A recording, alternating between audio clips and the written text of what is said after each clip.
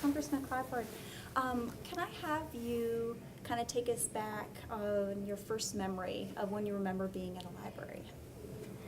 Oh, I can't remember.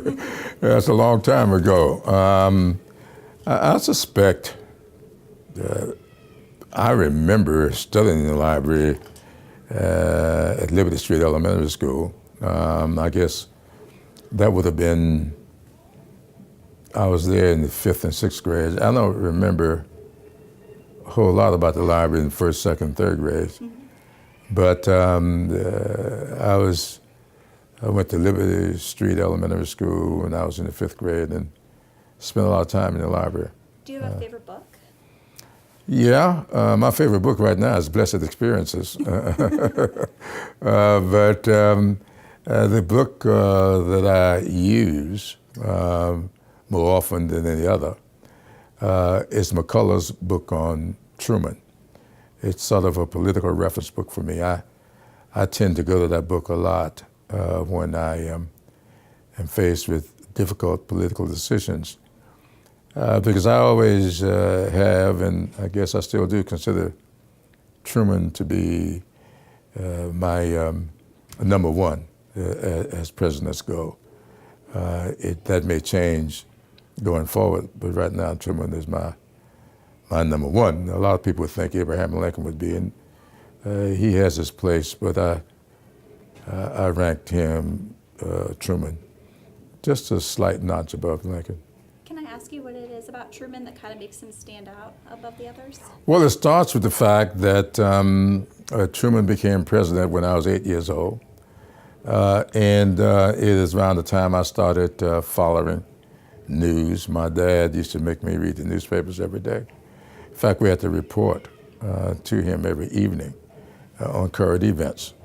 And so I remember Truman running for president against all odds. People said he had absolutely no chance against Thomas Dewey. So much so that one newspaper even printed the headlines without counting the votes. But Truman ended up as president. And I was always marveled at the fact that he had that kind of faith and confidence in himself to do what he did. And of course, the fact that he became vice president over a South Carolinian, by that matter, but a South Carolinian whose history I'm not all that proud of. And so there are a lot of things that endeared Truman to me. And then when he took that significant step to do what Roosevelt refused to do, and that was to integrate the armed services in 1948, which then led to another South Carolinian running out to form the States Rights Party and run for president. Truman has done a whole lot to make me love him. On a couple of lighter notes, can I ask what are some of your favorite spots to visit in D.C. and South Carolina? Well, in D.C., I only go to those events that I must attend. Now, I do very little in the line of what I would call leisure in D.C. I don't live too far from a theater that I sometimes visit. I don't do a lot of browsing of the museums, but I do spend a little time in the Library of Congress in both buildings, the Madison and the Jefferson. Mostly, though, for events. Of course, my wife is a retired librarian, and so I tend to get my fill of libraries. But here in South Carolina, I guess I spend more time in churches than I do in libraries. May I ask where your wife worked or how long she worked as a librarian? My wife was librarian at the Naval Hospital in Charleston and then at the VA Hospital here in Columbia, and retired from that after 29 years back in 1993. So I imagine that your job is a pretty stressful one. So is there any sort of comfort food that you enjoy when things get a little too hectic? Well, pork rinds. When I'm sitting alone at night reading or working at my computer. I spend a lot of time eating pork rinds and Diet Coke or Pepsi, sometimes laced with a little stronger libation.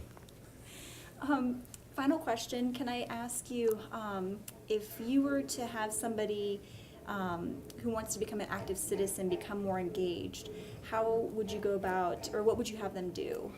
What would you say is the most effective way to become an active citizen? Well, in my memoirs, The Blessed Experiences, I closed the book, an epilogue to my children and grandchildren and all other children and similarly situated. And I offer up my advice to people who are interested in going into public life. I'd say to them, first of all, find an issue that you're passionate about and a candidate or public official that articulate your feelings on that subject, and get involved with that person, maybe in his or her office as an intern, or maybe volunteering in the campaign. I've advised all of my children, I try to advise young people today, that you should always find something to do for which you're not paid. I think that people get rewarded for the things that they do that they aren't paid to do. That's where the passion comes from.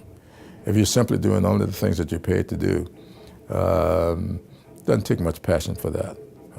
Doesn't take much innovation for that. You just go about and doing what is expected of you and go home. But if you find something that you're passionate about, you look for ways to articulate it and to expand it and maybe get other people involved in it. Anything else you'd like to add? I guess that's enough. Thank you so much. We'll take you away from Okay. the any longer. Appreciate Thank your you. time.